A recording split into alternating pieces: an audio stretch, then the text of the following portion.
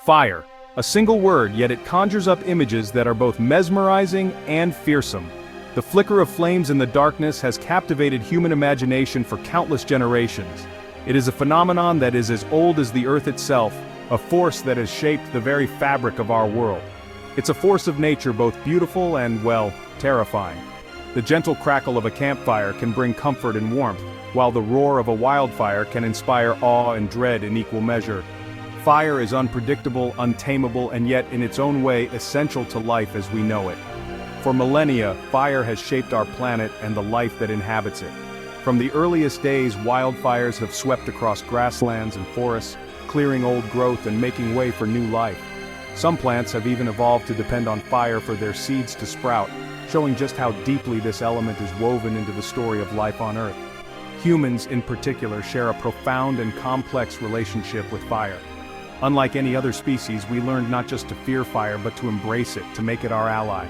The glow of a campfire became a gathering place, a source of safety, and a symbol of community. Around the fire, stories were told, knowledge was shared, and bonds were forged. We've harnessed its power for warmth, cooking, and protection. Fire allowed us to survive in harsh climates, to cook food and unlock new nutrients, and to keep predators at bay. It illuminated the night, extending our days and giving us precious time to think, create, and dream.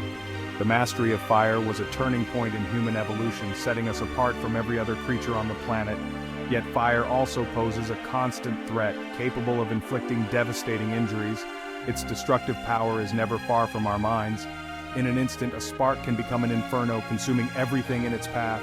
Entire communities have been lost to fire, and the scars it leaves on both land and people can last a lifetime. One of the most feared consequences of fire is the burn injury. Burns can range from minor annoyances to life-threatening emergencies.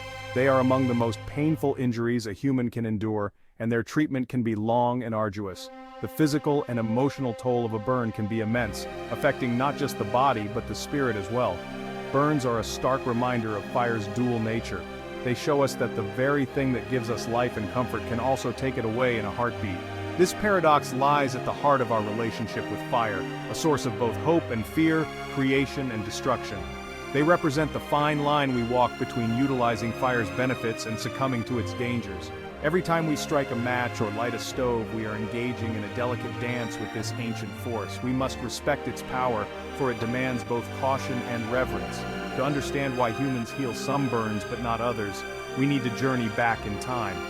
The story of fire and humanity is not just about technology or survival. It's about adaptation, resilience, and the ways in which our bodies and minds have evolved in response to this elemental challenge. Let's explore our ancestors' relationship with fire and the evolutionary pressures it placed upon them. Early humans who learned to control fire gained a powerful advantage, but they also faced new risks. The ability to heal from burns, to recover from injury, became a matter of life and death. Over generations, our bodies developed remarkable ways to repair damaged skin, to fight infection, and to adapt to the ever-present threat of fire. This exploration will illuminate not only our past, but also the future of burn treatment and the incredible resilience of the human species. Today, scientists and doctors are building on the lessons of evolution, developing new therapies and technologies to help burn victims heal faster and more completely. The story of fire is still being written, and our quest to overcome its dangers continues. Join me as we unravel this intriguing tale of evolution, survival, and the enduring quest to overcome one of nature's most formidable forces. Together, we'll discover how fire has shaped not just our world, but the very essence of what it means to be human. A story of ingenuity, courage, and the unbreakable will to survive. Imagine life for early humans. Picture a time tens of thousands of years ago, when our ancestors roamed vast, untamed landscapes. There were no cities, no roads, and no modern comforts, just endless forests, open plains, and the constant challenge of survival. Every day was a test of endurance, resourcefulness, and luck. The world was both beautiful and unforgiving, filled with opportunities and dangers at every turn. Daily existence was a struggle for survival. Early humans spent much of their time searching for food, gathering berries, roots, and edible plants, or tracking animals across difficult terrain. Hunger was a constant companion, and the threat of starvation loomed large, especially during harsh winters or periods of drought. Fatigue set in quickly, as every calorie had to be earned through hard work and perseverance. They faced predators, hunted for food, and navigated a world full of danger. Wild animals, lions, wolves, and bears were ever-present threats, capable of turning a routine day into a desperate fight for life. Early humans had to be vigilant, using their wits and primitive weapons to defend themselves and their families. Even the act of hunting, essential for survival, was fraught with peril, as a single misstep could mean injury or death. Fire, while a valuable tool, added another layer of risk to their already perilous lives.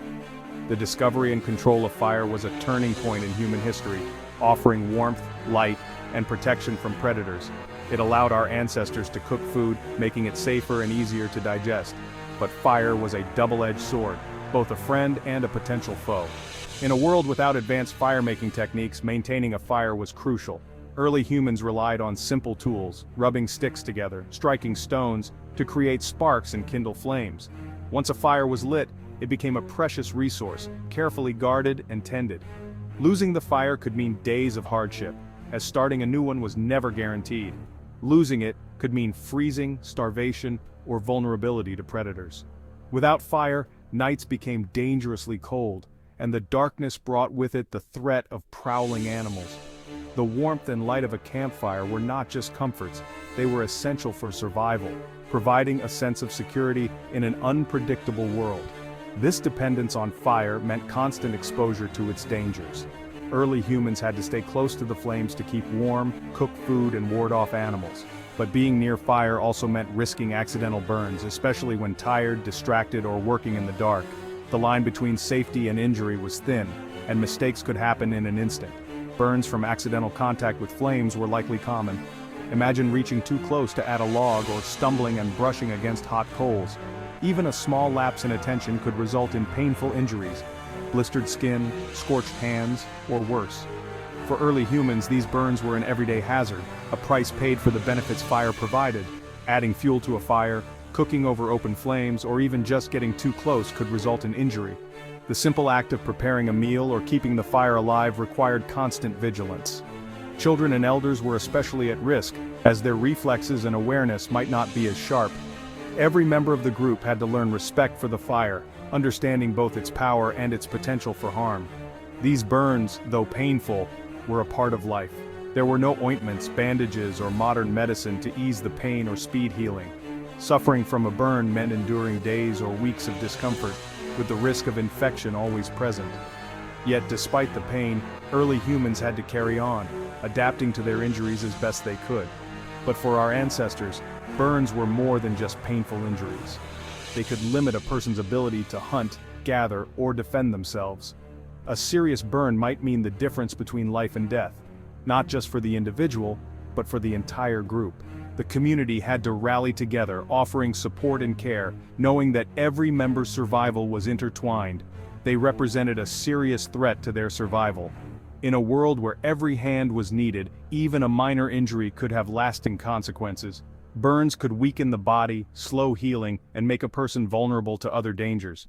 For early humans, the perils of fire were a constant reminder of the delicate balance between progress and risk, a lesson that shaped our species for generations to come. Not all burns are created equal. The word burn might conjure up a single image in your mind, but in reality, burns come in many forms, each with its own story and consequences.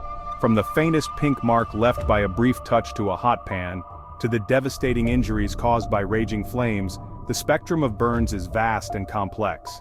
Our skin, the body's largest organ, is constantly at risk from heat, chemicals, electricity, and even the sun.